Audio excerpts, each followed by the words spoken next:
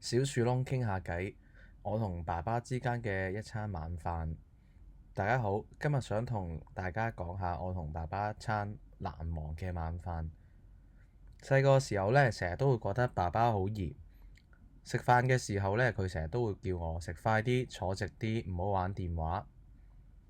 我成日呢都會覺得爸爸呢淨係識管住我，所以好多時候一家人食飯嘅話呢，我都好少出聲，只係想快啲食完呢就返房。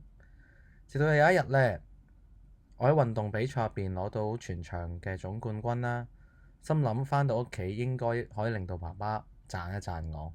夜晚嘅時候呢，我好開心咁同爸爸分享今日攞到獎嘅事啦。點知呢，佢呢都好冷淡咁回應話：咁下次再努力啦。呢個回應呢，令到我覺得呢，我永遠都唔夠好，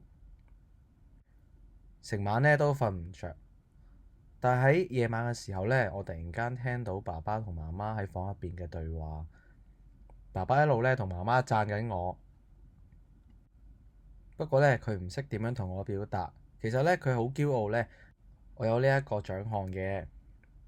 第二晚食飯嘅時候呢，我呢笑住咁夾餸俾爸爸食，同爸爸講返，其實呢，我知道呢，佢係好關心我嘅。而爸爸呢，鍾意呢一次呢，笑住咁望住我，同我講話：好啦好啦，咁下次繼續努力啦。喺嗰一刻呢，其實呢，我學識咗有啲愛呢，其實呢，唔需要講出聲。